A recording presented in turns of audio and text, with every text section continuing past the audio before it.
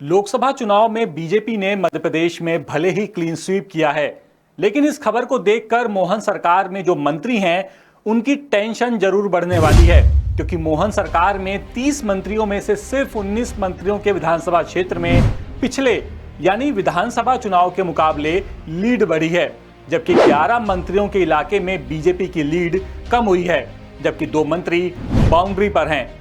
इसे अगर मैं सीधे और सरल शब्दों में आपको समझाऊं तो इसका मतलब यह है कि विधानसभा चुनाव में मोहन के मंत्रियों का जो जीत का अंतर था, यानी मंत्री जी जितने वोटों से जीते थे, लोकसभा चुनाव में बीजेपी के उम्मीदवार उतने भी वोट नहीं पा सके। सबसे पहले इस ग्राफिक्स को देखिए, जिसमें आप ये समझ पाएंगे कि 29 सीटों पर बीजेपी और कांग्रेस का वोट शेयर कितना फीसदी रहा है। कुल पड़े 100% वोट प्रतिशत में से बीजेपी का वोट शेयर रहा 59.27% और कांग्रेस का वोट शेयर रहा 32.44%, यानी बीजेपी को कांग्रेस से 26.83% वोट ज्यादा मिले। बसपा को मध्य प्रदेश में वोट मिले 3.28% और आपको ये भी बता दूं कि मध्य प्रदेश में कुल वोटिंग हुई 66.28%। अगर विधानसभा चुनाव की तुलना में लोकसभा चुनाव में लीड लेने की बात करें तो इस मामले में नगरीय विकास एवं आवास मंत्री कैलाश विजयवर्गीय टॉप पर रहे। विजयवर्गीय के विधानसभा क्षेत्र इंदौर 1 से बीजेपी प्रत्याशी शंकर लालवानी को 1,22,000 से ज्यादा वोट मिले। बात करें उनके परफॉर्मेंस की तो कैलाश विजयवर्गीय की विधानसभा है इंदौर 1, 2023 विधानसभा चुनाव में जीते थे 57,939 वोटों से। वोट फीसदी रहा था 59.67%। 2024 में लोकसभा चुनाव में बीजेपी प्रत्याशी को यहां से वोट मिले 1,80,854, लीड रही 1,22,915 की। सागर की सुर्खी विधानसभा की बात करें तो गोविंद सिंह राजपूत खाद्य एवं नागरिक आपूर्ति मंत्री हैं। इनकी विधानसभा है सुर्खी। 2023 विधानसभा चुनाव में जीते थे 2,178 वोटों से। वोट फीसदी रहा था 48.73%। 2024 लोकसभा चुनाव में बीजेपी प्रत्याशी को यहां से 82,970 वोट मिले, लीड रही 80,792 की। बात करें इंदौर की सांवेर विधानसभा सीट की तो यहां से तुलसीराम सिलावट जीते हैं, जल संसाधन मंत्री हैं। 2023 विधानसभा चुनाव में 68,854 वोटों से जीते थे। वोट फीसदी था 61.7%। 2024 में लोकसभा चुनाव में बीजेपी प्रत्याशी को यहां से 1,47,930 वोट मिले, लीड रही 79,076 वोटों की। विदिशा की इछावर सीट की बात करूं तो यहां से करण सिंह वर्मा राजस्व मंत्री हैं। 2023 विधानसभा चुनाव में 16,346 वोटों से जीते।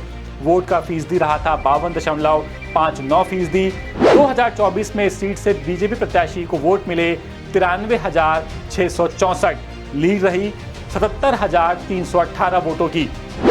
बात करूं जबलपुर की, जबलपुर पश्चिम सीट की तो यहां से मंत्री हैं राकेश सिंह, पीडब्ल्यूडी मंत्री हैं। 2023 विधानसभा चुनाव में जीते 30,134 वोटों से। वोट फीसदी रहा था 57.82%। 2024 लोकसभा चुनाव में बीजेपी प्रत्याशी को यहां से 81,012 वोट मिले, उनकी लीड रही 49,878 वोट की। भोपाल की नरेला विधानसभा सीट की बात कर ली जाए तो यहां से विश्वास सारंग खेल एवं युवा कल्याण मंत्री हैं। 2023 में सारंग 24,569 वोटों से जीते। वोट फीसदी था 54.5%। 2024 में लोकसभा चुनाव में बीजेपी प्रत्याशी को यहां से वोट मिले 41,551 और उनकी लीड रही 16,982। उज्जैन दक्षिण सीट की बात करें तो यहां से मुख्यमंत्री हैं डॉक्टर मोहन यादव। 2023 विधानसभा चुनाव में 12,941 वोटों से जीते। वोट फीसदी था 52.8।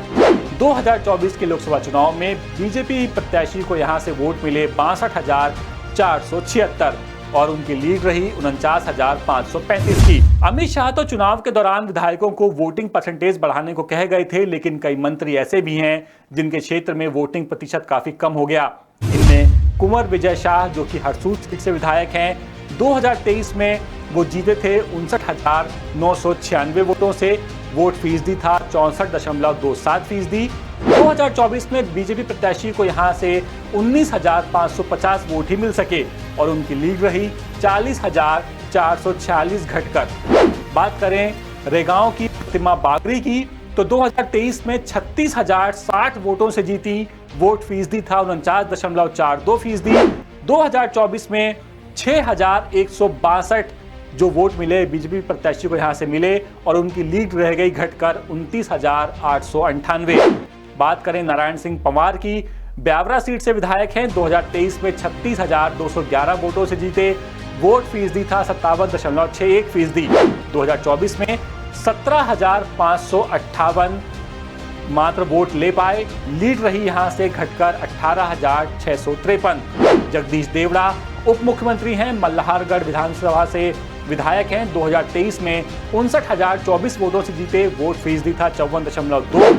2024 में बीजेपी प्रत्याशी को यहां से महज 40,816 वोट मिले। लीड घटकर रह गई 18,208 की। तो कुल मिलाकर बीजेपी के लिए थोड़ी टेंशन और थोड़ी राहत वाली ये खबर है, कहीं उसका परफॉर्मेंस अच्छा है तो कहीं खराब। खैर 5 साल अब प्रदेश में वैसे भी चुनाव नहीं होने वाले हैं, परफॉर्मेंस सुधारने का काफी मौका मिलेगा। अपडेट्स के लिए आप बने रहिए द सूत्र के साथ। नमस्कार।